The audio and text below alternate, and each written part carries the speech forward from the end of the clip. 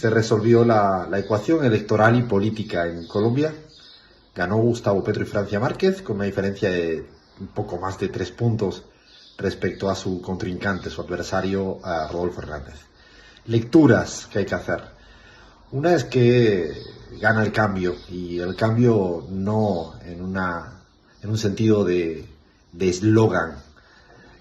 Gana el cambio desde un significado profundamente esencial. Gana el cambio y viene ganando el cambio. Esta victoria electoral es un resultado de un proceso político.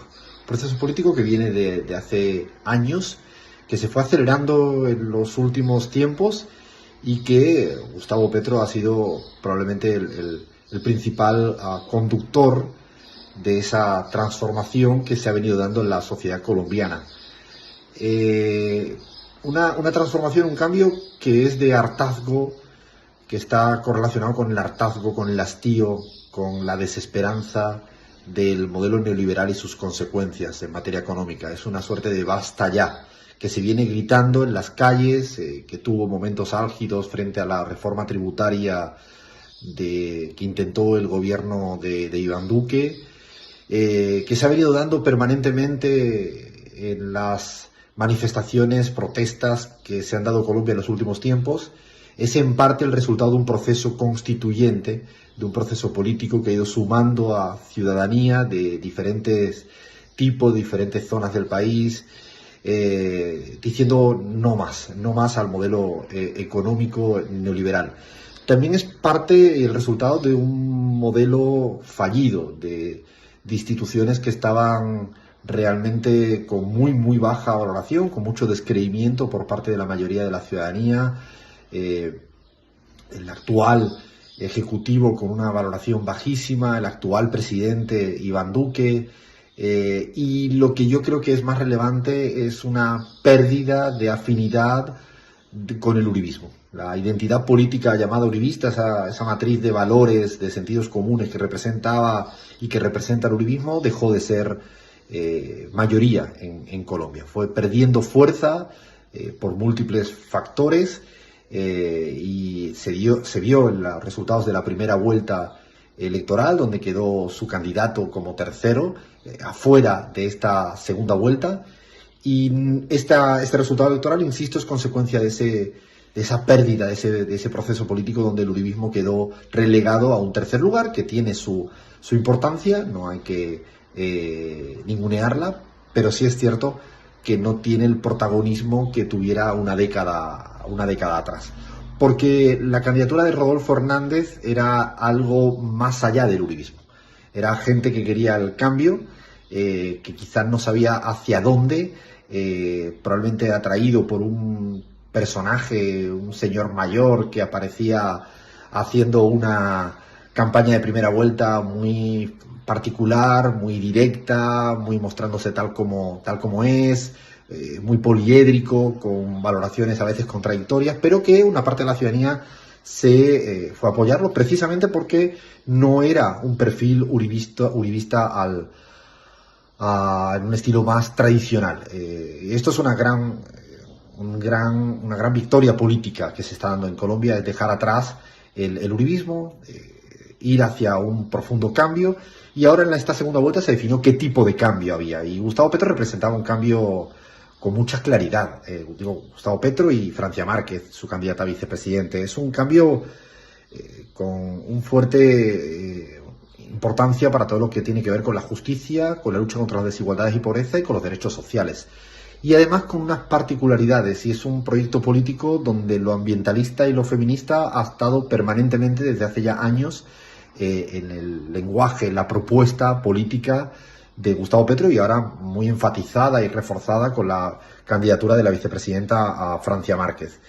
Es una victoria política porque va más allá de un resultado estrictamente electoral. Gustavo Petro, los votos logrados en primera vuelta fundamentalmente son votos con una gran ideologización, o sea, una afinidad política clara, porque no ha sido la Colombia Humana un proyecto que ha intentado disimular o ocultar o esconder sus postulados políticos.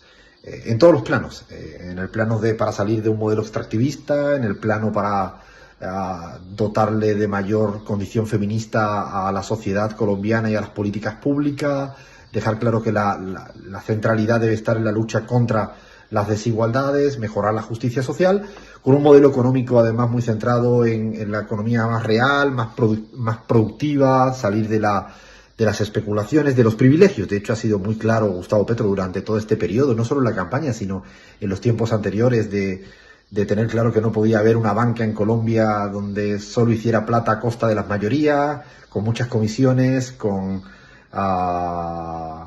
una lógica muy especulativa, y también ha sido muy claro en, por ejemplo, la eliminación de todos los privilegios en forma de exenciones tributarias que tienen las grandes empresas en Colombia, se benefician unos pocos. Yo creo que ha sido muy contundente en el modelo económico de crecimiento que desea, y la ciudadanía ha votado eso, ha votado este tipo de cambio, donde el Estado sí debe tener un rol protagónico en convivencia con el sector privado, también lo ha dicho por activa y por pasiva.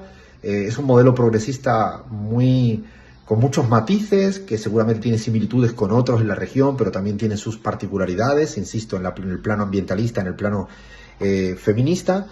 Y a partir de ahora empieza una nueva época, una época histórica, por lo que significa esto en Colombia, por lo que significa en América Latina, porque esto también tiene un correlato latinoamericano. Se ratifica, se consolida la hipótesis de esa nueva ola progresista que se vinieron dando con las derrotas del neoliberalismo en Perú, con la derrota del neoliberalismo en Chile, también en Honduras, y ahora con esta también derrota del neoliberalismo, o con la victoria del progresismo, según se quiera mirar.